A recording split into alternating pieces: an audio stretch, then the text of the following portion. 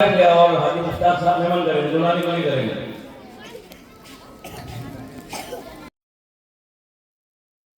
جو ہے اتحاد فاؤنڈیشن کا نائب جنرل سیکرٹری ہے مشتاق مہمان صاحب، یہ ہمارے مفتی صاحب صاحب کوشش کر رہے ہیں الحمدللہ۔ اب جو ہے انشاءاللہ ہمارے قائم میں اب جو ہمارے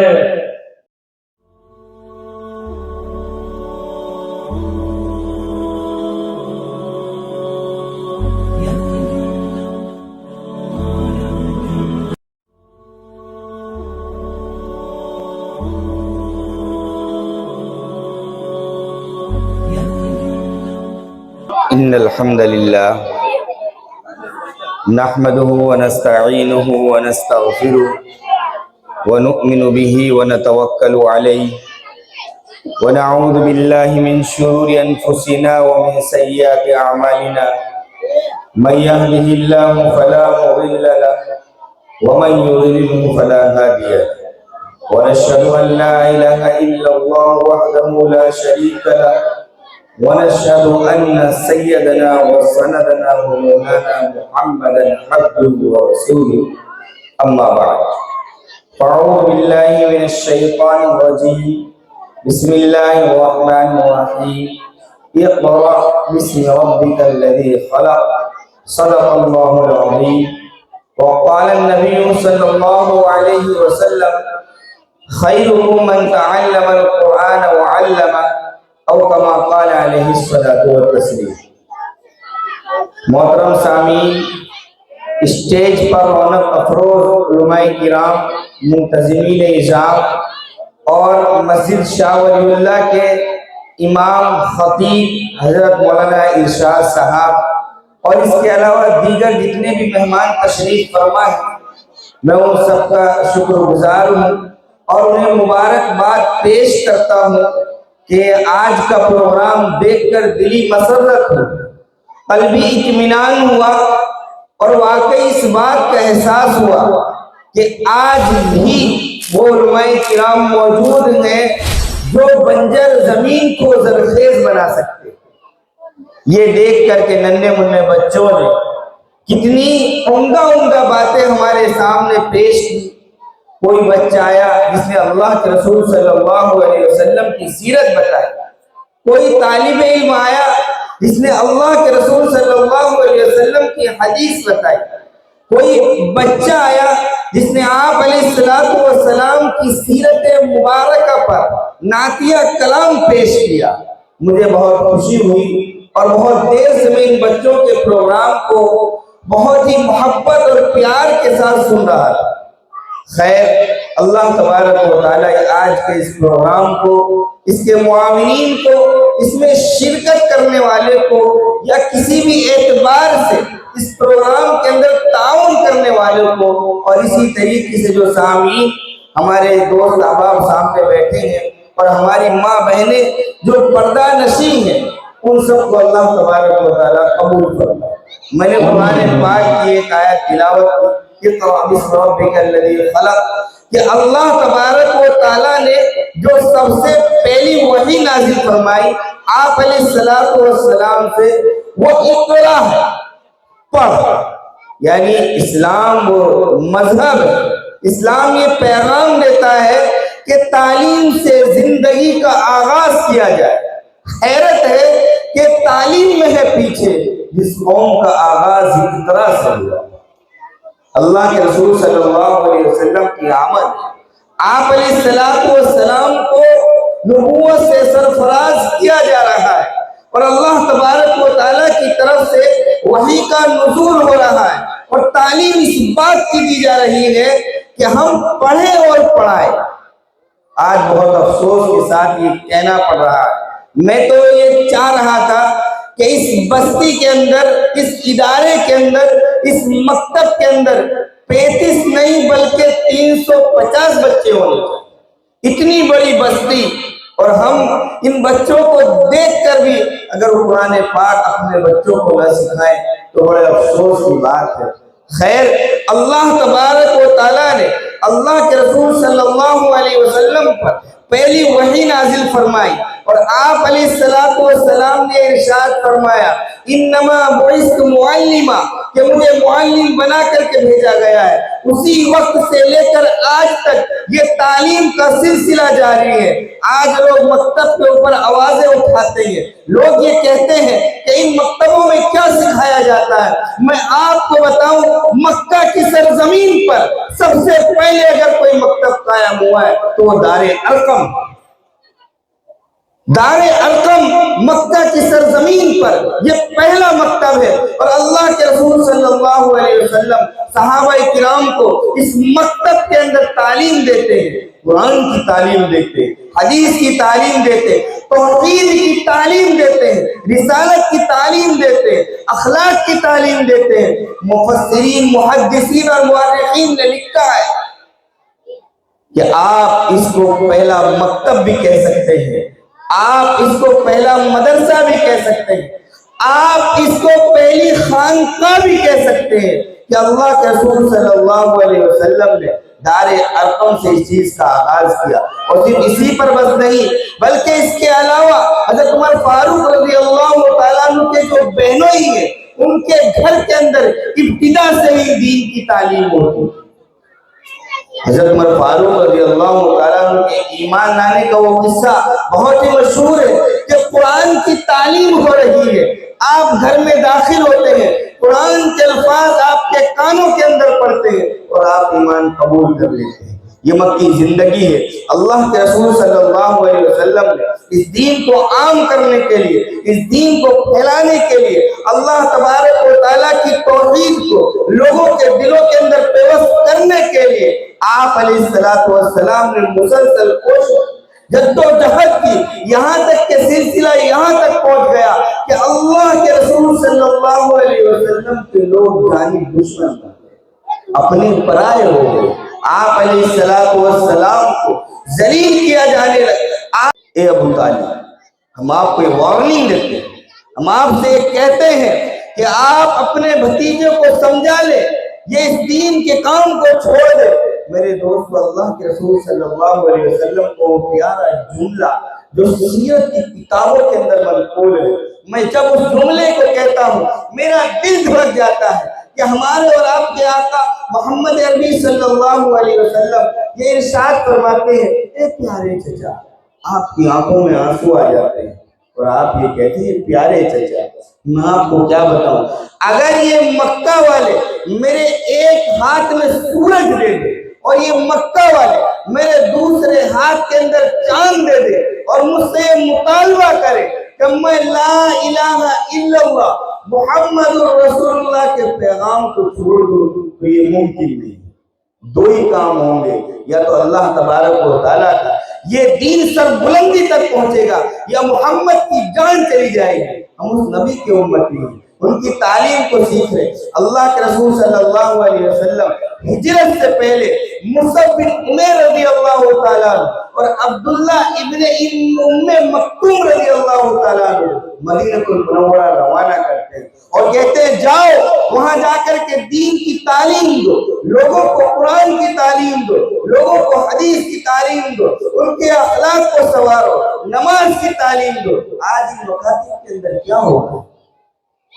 میرے دوست، ان مکاتب کے اندر اسی قرآن کی تعلیم دلائے۔ آج مکتب کو ہم معمولی سمجھتے ہیں۔ میں اپنے علماء کرام کے اقوال آپ کو سناتا ہوں۔ شاہ ولی اللہ محدث دہلوی رحمۃ اللہ علیہ، جس کے نام پر آج یہ مسجد قائم ہے، آپ دہلی کے اندر ہے، انگریزوں کے پلان کو آپ سمجھ گئے، آپ نے اپنے بچوں کو تیار کیا، حدیث کا سلسلہ جاری رکھا۔ شاہ عبدالعزیز آپ کے صاحبزادے ہیں، جب ایک وقت ہندوستان کے اندر وہ آیا کہ ہندوستان کے مدارس و مکاتب کے اوپر لوگوں نے تالا بندی کر دی، ان میں تالے لگا دیے گئے، یہی وہ محدث جلیل ہے جو کھڑا ہو گیا اور جس نے انگریزوں کے خلاف جہاد کا اعلان کیا۔ اسی پر بس نہیں میرے دوستو، میں آپ کو وقت کی بھی قلت ہے، حضرت نے مجھ سے کہا تھا کہ تھوڑا مختصر بیان کرنا، ورنہ میں آپ کو بتاتا کہ اللہ کے رسول صلی اللہ علیہ وسلم نے معاذ بن بلکہ پوری امت مسلمہ، یہ مؤرخین، یہ محدثین یہ اعلان کرتے ہیں اگر 10 سال اور آپ زندہ رہ جاتے تو اس پوری ہوئے زمین کے اوپر اسلام کا پرچم بلند۔ یہ عمر فاروق رضی 22 لاکھ مربع میل کے اوپر حکومت کرنے والا وہ عمر فاروق رضی اللہ تعالیٰ وہ اعلان کرتے ہیں کہ ہم دیکھ رہے ہیں کہ اسلام کا سلسلہ بڑھتا جا رہا ہے، اسلام کے زیر لگی شام بھی ہے، عراق بھی ہے، اردن بھی ہے، یہ سب ممالک اسلام کے زیر سایہ ہے۔ اب اسلام کی تعلیم کو عام کرنے کے لیے مکتب کا سلسلہ قائم کیا ہے۔ مورخین نے لکھا ہے اول من جمع الاولاد فی مکتبی، کہ سب سے پہلا شخص جس نے بچوں کو مکتب کے اندر جمع کیا یہ عمر فاروق رضی اللہ عنہ۔ آپ نے بیت المال سے لوگوں کے وظیفے قائم کی، جگہ جگہ مدرسین کو منتخب کیا۔ کچھ لوگ آپ کے پاس آئے اور یہ کہنے لگے کہ حضرت امیر المؤمنین آپ اگر اس طریقے سے مدرسین کو تنخواہیں دیں گے تو کچھ لوگ وہ بھی آ جائیں گے کہ جن کو صرف تنخواہ سے مطلب ہوگا۔ عمر فاروق رضی اللہ تعالیٰ عنہ کہتے ہیں نہیں ان کی تنخواہیں بند مت کرنا، ان کے شرف کی وجہ سے، ان کی عزت کی وجہ سے، اس قرآن پاک کی تعلیم کی وجہ سے ان کو تنخواہیں دو۔ اس زمانے میں 15 درہم ماہانہ تنخواہ بیت المال سے مقرر ہے۔ آج میرے دوستو مکتب کی تعلیم کو اہمیت نہیں دی جاتی ہے۔ میں آگے بڑھ کر یہ کہتا ہوں کہ ہندوستان کے اندر 1857 کی ناکامی کے بعد ایک دور وہ آیا کہ ہندوستان کی سرزمین پر جہاں سینکڑوں مدارس و مکاتب قائم تھے ان کو تالے لگا دیے گئے۔ مسلمانوں کی زمینوں کو انگریزوں نے چھین لیا۔ عیسائی مشنریاں یہ یوروپ سے آ کر ہندوستان کے اندر عیسائی تعلیم کو عام کرنے کے لیے تک کوشش کرنے لگی۔ ایسے موقع پر جو لوگ اٹھے انہوں میں سے ایک حاجی امداد اللہ صاحب مہاجر مکی رحمۃ اللہ۔ حاجی امداد اللہ صاحب مہاجر مکی رحمۃ اللہ، کسی نے پوچھا کہ حضرت قیامت کے دن کیا جواب دو گے، قبر میں کیا کہو گے؟ کہنے لگے ہم تو کہہ دیں گے کہ ہندوستان کے اندر مکاتب کے سلسلے کو جاری کر دیں، ان مکتبوں کو عام نہ سمجھو۔ 1857 کی ناکامی کے بعد ہندوستان میں ایک دور وہ آیا کہ مدارس بند ہونے لگے۔ ایسے موقع کے اوپر ہماری یہ قوم، ہمارے یہ علماء کرام کھڑے ہو گئے۔ انگریزوں نے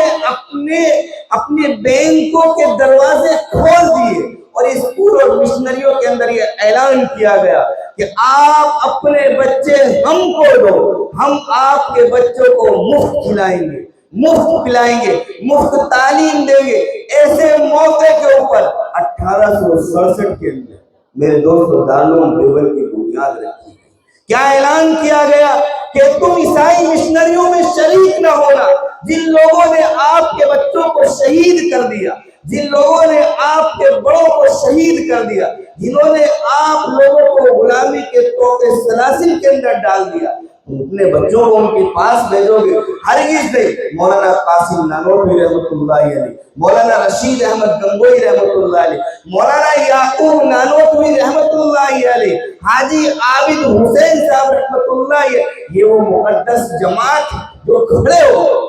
اور انہوں نے یہ اعلان کر دیا نہیں تم اپنے بچے ہم کو دو، ہم تمہارے بچوں کو مفت کھلائیں گے۔ یہ سلسلہ جو اس سے پہلے ہندوستان کے اندر حکومت تھی مغلوں کی حکومت کے اندر یہ سلسلہ جاری تھا کہ مکاتب، مدارس، خانقاہیں، اسی طریقے سے جتنے بھی اسلامی ادارے تھے سب کو چندہ حکومت کے بیت المال سے ملتا تھا۔ حکومت اسلامی ختم ہو گئی، کوئی راستہ بچا نہیں۔ ایسے موقع پر اللہ تبارک و تعالیٰ نے مولانا قاسم نانوتوی رحمۃ اللہ علیہ کے دل میں یہ بات ڈالی کہ آپ امت کے اندر یہ اعلان کرو کہ ہم آپ کے بچوں کو مفت کھلائیں گے، مفت پڑھائیں گے، مفت تعلیم دیں گے، مفت رہائش دیں گے، کپڑے بھی ہم دیں گے، کتابیں بھی ہم دیں گے۔ یہ اعلان کیا میرے دوستوں، کوئی معمولی اعلان نہیں، کوئی انگریز اگر یہ اعلان کرتا ہے کہ ہم مفت تعلیم دیں گے تو حکومت کے خزانے اس کے پاس ہیں۔ اگر یہ درویش صفت لوگ یہ اعلان کچھ ان کے پاس نہیں ہے، توحید کی طاقت ہے، ایمان کی قوت، اللہ تبارک و تعالیٰ کے اوپر بھروسہ ہے، انہیں اپنے ایمان کے اوپر یہ اعتماد ہے کہ ہم جو یہ اعلان کر رہے ہیں اللہ تبارک و تعالیٰ اس کو پورا کرے گا۔ یہ سلسلہ جاری ہوا ملا محمود سے اور مولانا محمود حسن دیوبندی شیخ الہند رحمۃ اللہ علیہ سے، ایک طالب علم اور ایک استاد،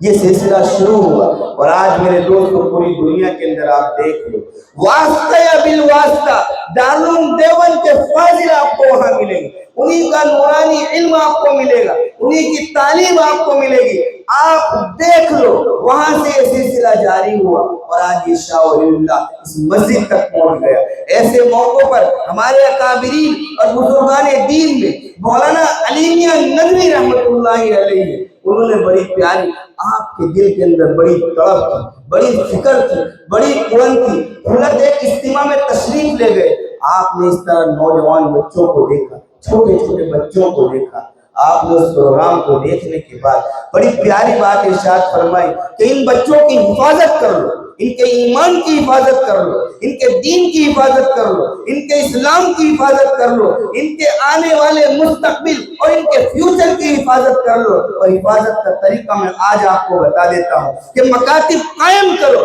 اور ان مکاتب کے اندر قرآن پاک کی تعلیم دو، ان مکاتب کے اندر عقائد کی تعلیم دو، ان مکاتب کے اندر توحید اور ارکان اسلام کی تعلیم دو، ان مکاتب کے اندر بچوں کو اخلاق حسنہ سکھاؤ، ان مکاتب کے اندر ان بچوں کے دلوں میں اللہ کے رسول صلی اللہ علیہ وسلم کی محبت کو پیوستہ کرو۔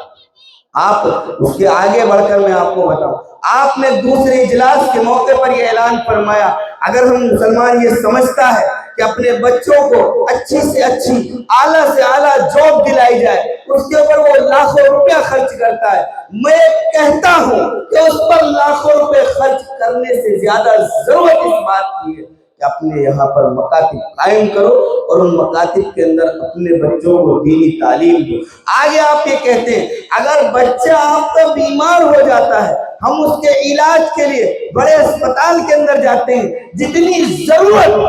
ہم یہ سمجھتے ہیں کہ اس بچے کے علاج کے لیے پیسوں کی، میں کہتا ہوں یہ علی میاں ندوی رحمۃ اللہ علیہ کہتے ہیں، میں ان کے الفاظ نقل کر رہا ہوں، میں کہتا ہوں کہ اس سے زیادہ ضرورت اس بات کی ہے کہ اس بچے کو دین سکھاؤ، اس بچے کو ایمان سکھاؤ۔ آپ یہ کہتے ہیں کہ اعلیٰ سے اعلیٰ ڈگری حاصل کرنے کے لیے آپ اگر اپنے بچوں کو لاکھوں روپے دیتے ہیں اور لاکھوں روپے ان کے اوپر خرچ کرتے ہیں، میں کہتا ہوں کہ اگر آپ ان بچوں کے ایمان کی حفاظت چاہتے ہیں، اگر آپ ان بچوں کے دین کی حفاظت چاہتے ہیں، اگر آپ یہ چاہتے ہیں کہ ان میں اسلامی تہذیب، اسلامی کلچر، اسلامی طریقہ، اسلامی عادت و اطوار باقی رہے، تو وہ لاکھوں روپے ان بچوں پہ خرچ کرنا۔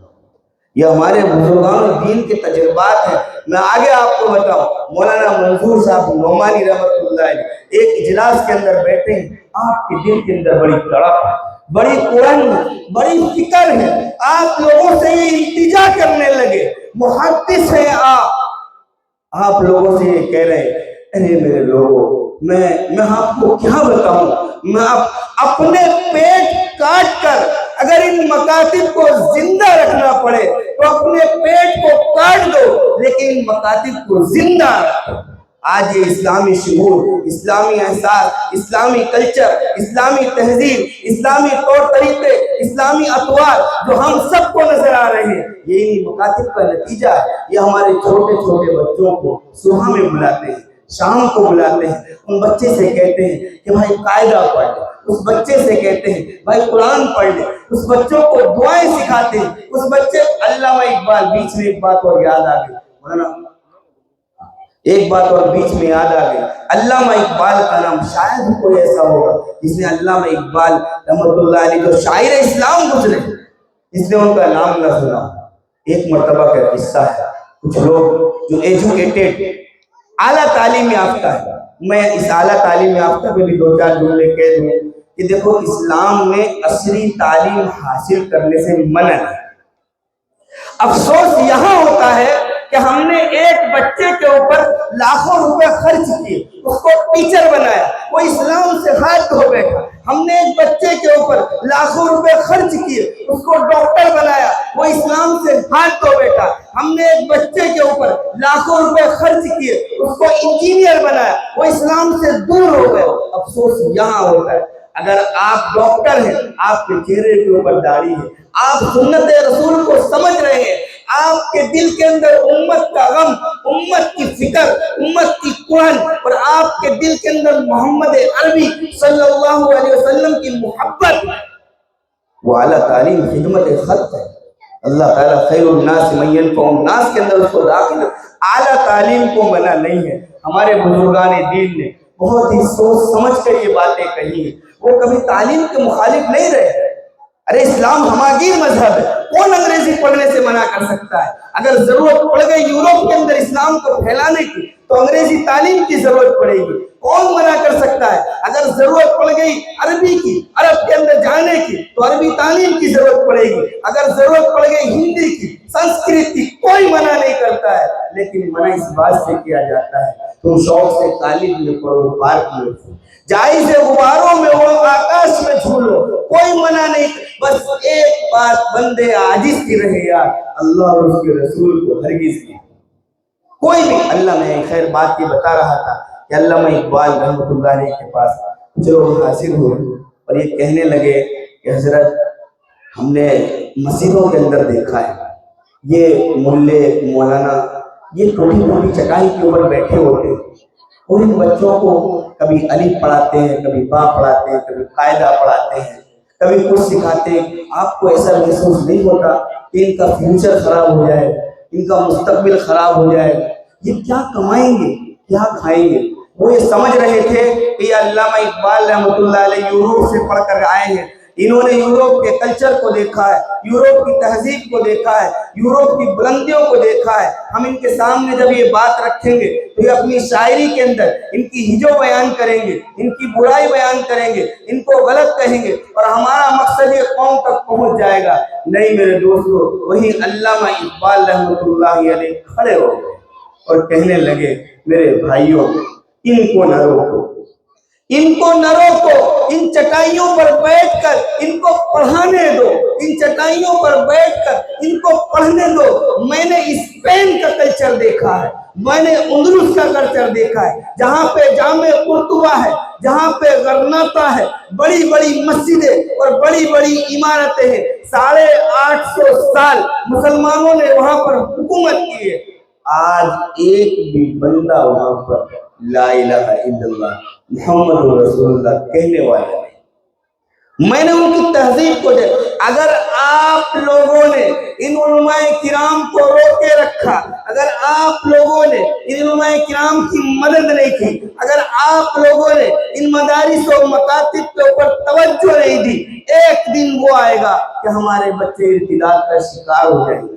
جب بات ارتداد کی آ گئی تو اس پر بھی 2-4 جملے کہہ دوں کہ ایک زمانہ تھا کہ ہم اسٹیج پر بیٹھ کر، مسجدوں کے منبر کے اوپر بیٹھ کر ہم اور ہمارے بزرگان دین یہ اعلان کیا کرتے تھے اِلَّا الَّذِينَ آمَنُوا وَعَمِلُوا الصَّالِحَاتِ کہ ایمان لے آؤ اور عمل صالح کر لو۔ ہر طرف ایک ہی پکار تھی، نماز قائم کرو، روزہ رکھو، زکوٰۃ دو، حج کرو، قرآن پاک کی تعلیم کو سمجھو۔ لیکن میرے دوستوں تنزلی یہاں تک پہنچ گئی کہ ہم کو اپنے قدم پیچھے ہٹانے پڑے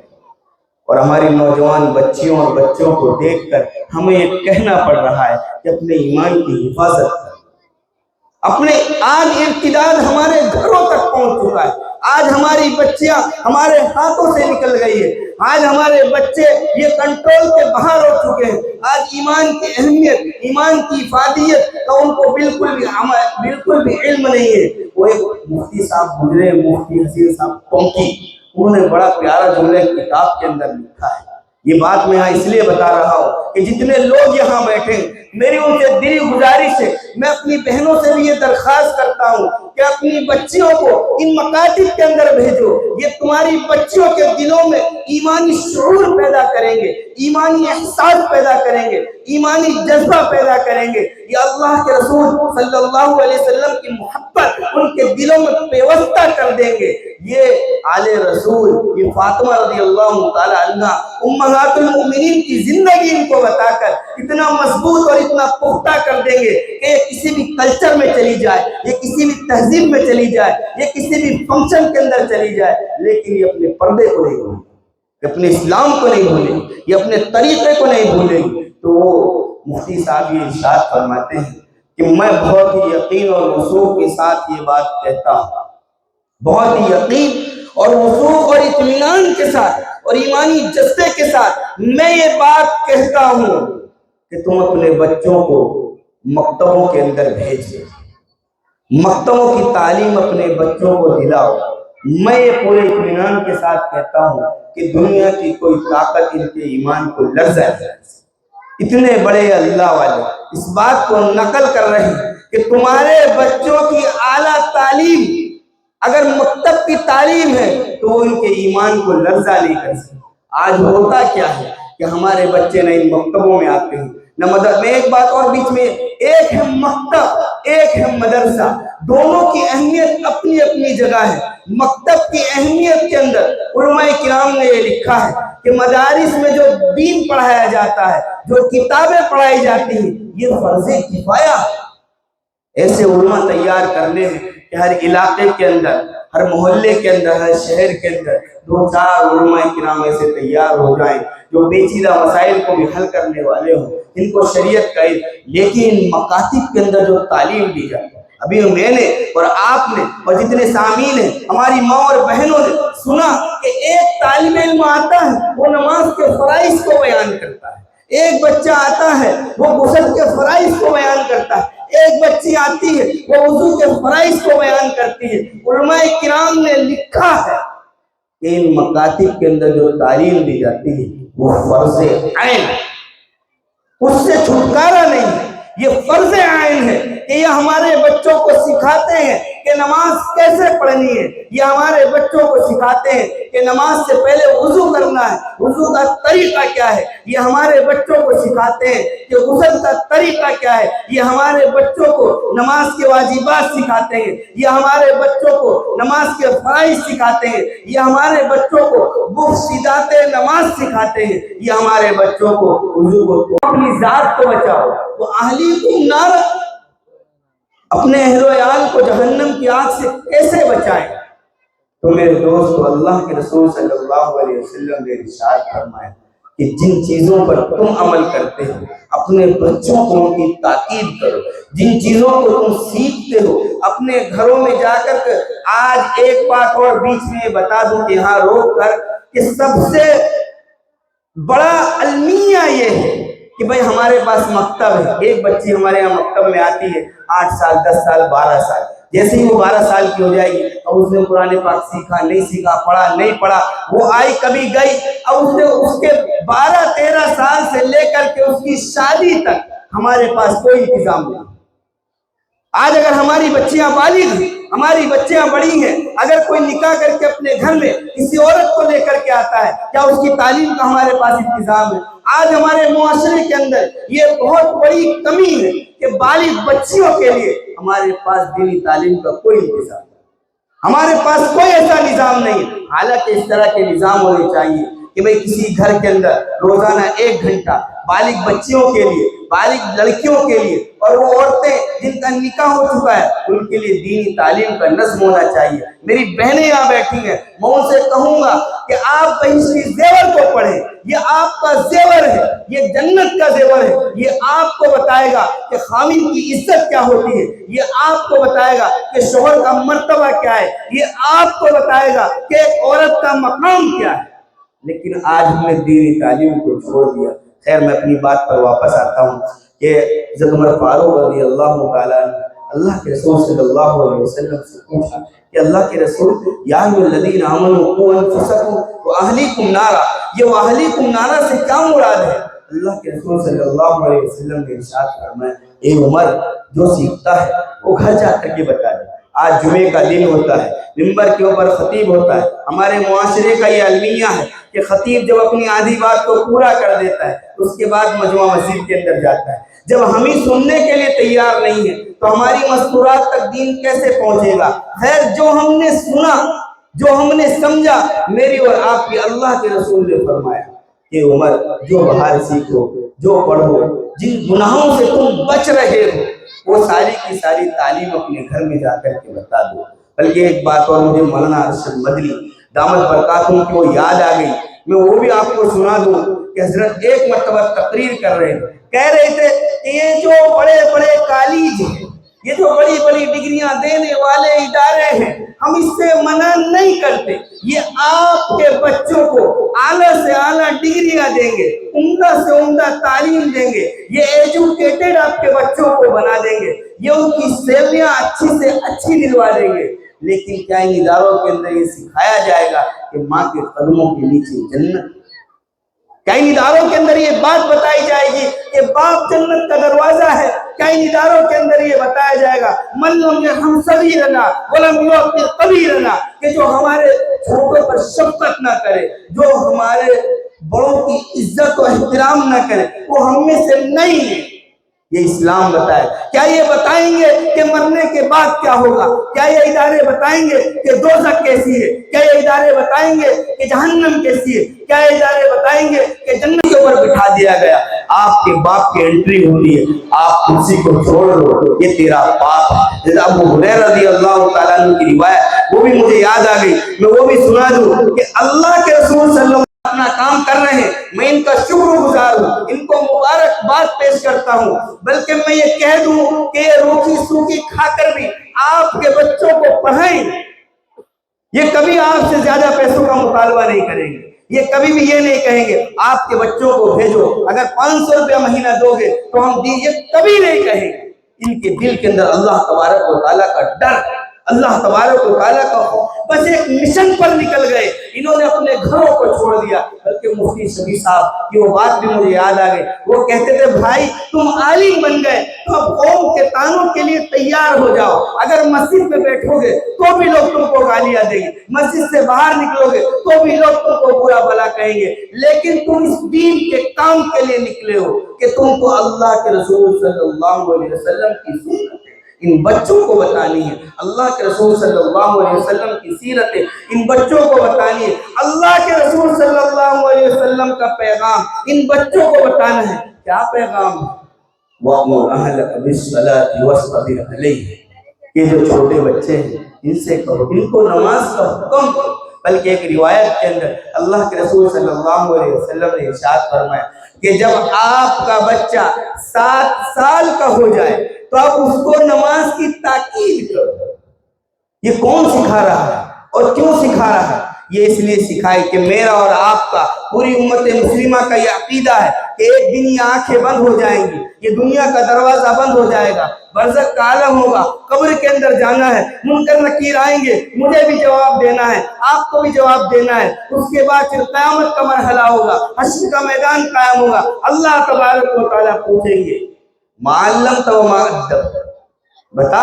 اپنے بچے کو کیا سکھایا؟ ما علمت، تو نے اس کو کیا تعلیم دی، وما ادبت، تو نے اس کو کیا تہذیب و طریقہ سکھایا۔ یہ قیامت کی دن آج ہم یہ سمجھ رہے ہیں کہ میری کوئی ذمہ داری نہیں، جتنی ذمہ داری ان علماء کرام کی ہے، میں پورے یقین اور اعتماد کے ساتھ کہتا ہوں کہ اس سے زیادہ ذمہ داری ماں باپ کی ہے، والدہ کی ہے، والد کی ہے، اس سے زیادہ ذمہ داری ہے۔ کلکم راع وکلکم مسئول عن رعیتہ، قیامت کا دن قائم ہوگا، حشر کا میدان قائم ہوگا، آپ سے پوچھا جائے آپ گھر کے بڑے تھے، آپ نگہبان تھے، آپ دادا تھے، آپ نانا تھے، آپ شوہر تھے، آپ گھر کے مالک تھے، آپ نے کیا تعلیم دی؟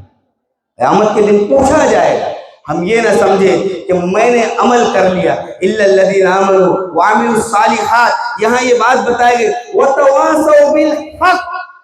حق کی تعلیم کو عام کر دو، لوگوں تک حق کی تعلیم کو پہنچا دو۔ خیر میں بتا رہا کہ اللہ کے رسول صلی اللہ علیہ وسلم نے ارشاد فرمایا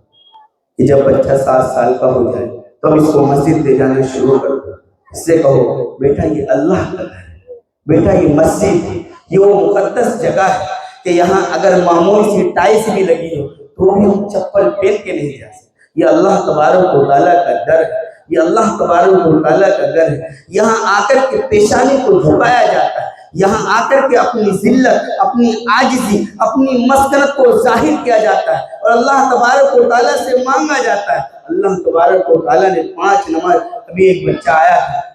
اس نے ارکان اسلام شہادت اللہ الہ الا اللہ و اقام الصلاۃ و ایتاء الزکاۃ و صوم رمضان والحج، اس نے اس پوری حدیث کی تشریح کو بیان کیا۔ وہ چھوٹا سا بچہ میرے دوستوں یہ بتا رہا ہے کہ پہلا کام لا الہ الا اللہ محمد رسول اللہ، دوسرا کام ہے نماز کو قائم۔ اللہ کے رسول صلی اللہ علیہ وسلم ارشاد فرماتے ہیں کہ جب بچہ 7 سال کا ہو تو اب اس کو مسجد کے دروازے پر لے آؤ۔ آج بتاؤ میرے دوستو، مجھے بڑا افسوس ہوتا ہے کہ ایک 5 سال کا بچہ ہے، اس کی اسکول کا وقت ہے صبح 7 بجے، ہم اس بچے کو اٹھاتے ہیں، اسے بیدار کرتے ہیں، اس کی آنکھوں کے اندر نیند ہوتی ہے، وہ تھکا ہارا ماندہ ہوتا ہے، اس کے کھیلنے کے دن ہے، ہم اس کو اٹھا کر کے اس کے منہ کو دھلا کر کے اس کو ڈریس پہنا کر کے باہر لے کر کے جاتے ہیں، وہاں رکشہ کھڑی ہوتی ہے، وہاں گاڑی کھڑی ہوتی ہے، ہم اس 5 سال کے بچے کو ان کے حوالے کرتے ہیں،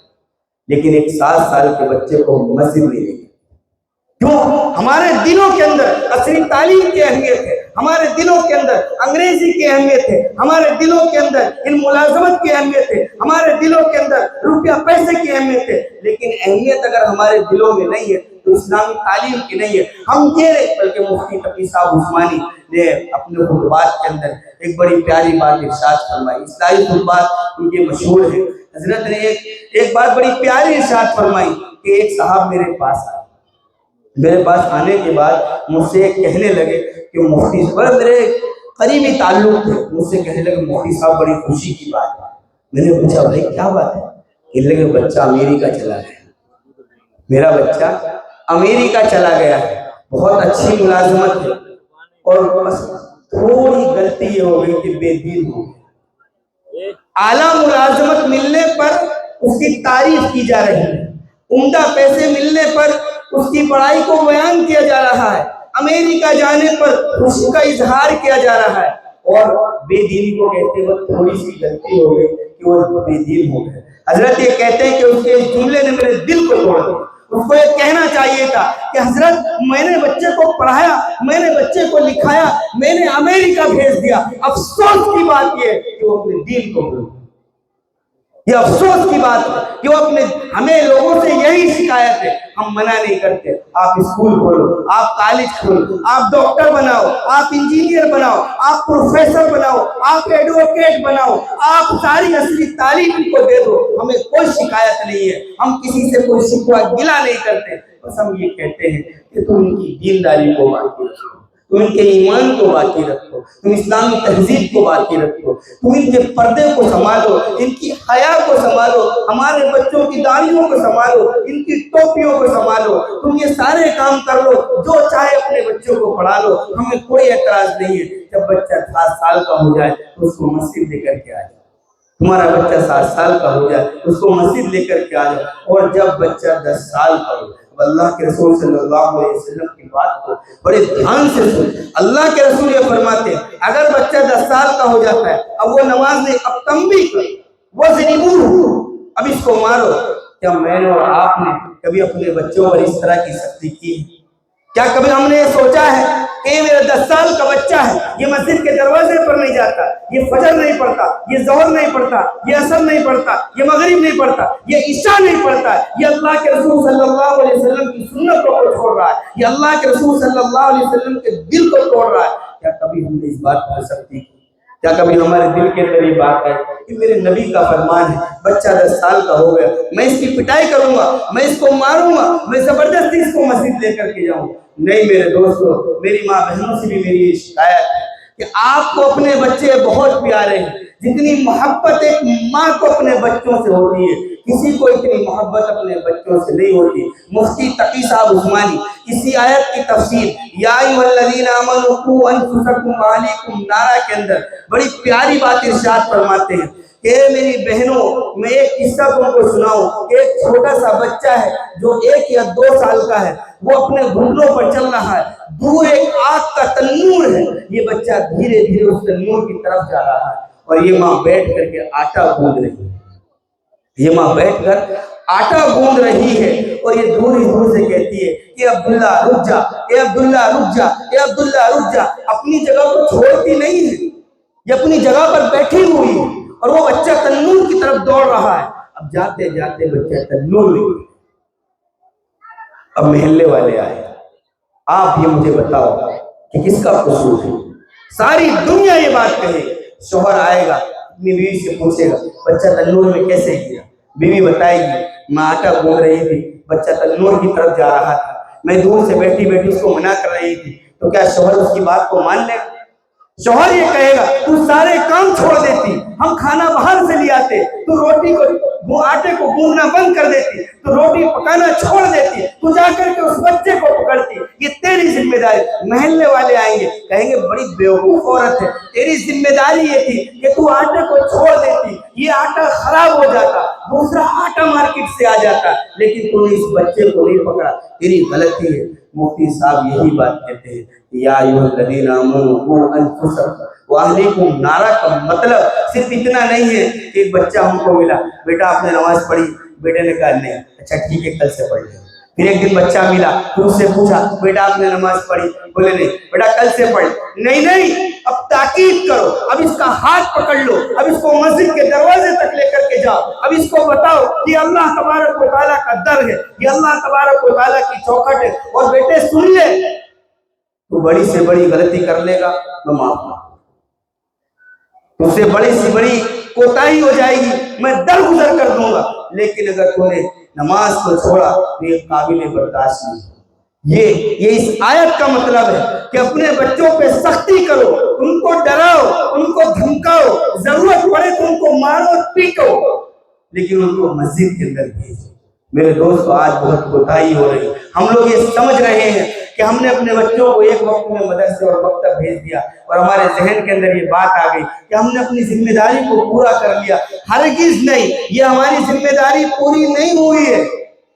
ہماری ذمہ داری تب پوری ہوگی کہ جب ہم اس کو علم سکھائیں گے، ہم اس کو ادب سے، قیامت کے اندر پوچھا جائے گا ما علمتہ وما ادب، کیا سکھایا آپ نے؟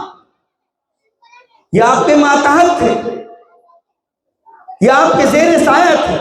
آپ نے ان کو کھلایا، آپ نے ان کو پلایا، لیکن آپ نے ان کو دین کی۔ اور یہی بچے جب بڑے ہو جاتے ہیں تو ہم یہ شکوہ شکایت کرتے ہیں کہ مولانا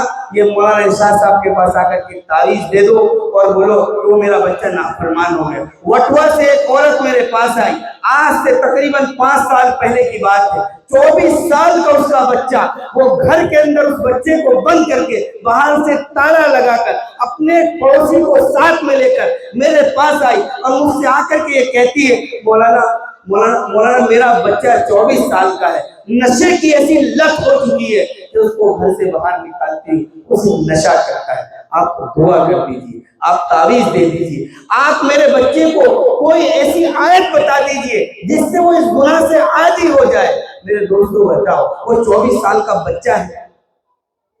اب اس کی عمر پختہ ہو چکی ہے، اب عادت بالکل پک چکی ہے، اب آپ اس کو روکو گے؟ وہ ہرگز نہیں روکے۔ ضرورت اس بات کی تھی کہ جب وہ 7 سال کا تھا، جب وہ نشو و نما کر رہا تھا، جب وہ پڑھ رہا تھا، جب اس کی عمر بلندی کی طرف جا رہی تھی، جب اس کی عادت پختہ، جب حسن بصری رحمۃ اللہ علیہ کو مقولہ بھی میں سنا کر کے اپنی بات کو ختم کر دیتا ہوں، وقت بھی زیادہ ہو گیا، کہ التعلم فی الصغر کالنقش فی الحجر، یہ حسن بصری رحمۃ اللہ علیہ کا جملہ ہے کہ بچپن کے اندر جو بات بچوں کو سکھا دی جاتی ہے وہ پتھر کی لکیر کی طرح ان کے دلوں میں بیٹھ جاتی ہے۔ میں نے اس خاتون سے کہا کہ ہم دعا کریں گے، ہم یہ تعویذ بھی آپ کو دے دیتے ہیں، ہم دوسرے بھی کوششیں کریں گے، لیکن میری بہن اس کی عمر اس کو سمجھانے کی وہ تھی جب یہ 7 سال کا تھا، جب یہ 10 سال کا تھا، جب یہ 12 سال کا تھا، تم نے اس کے اوپر دھیان نہیں دیا، تم نے یہ نہیں دیکھا میرا بچہ محلے میں کن لوگوں کے ساتھ بیٹھ رہا ہے، میرا بچہ رات کو کہاں جا رہا ہے، رات کا وقت ہو گیا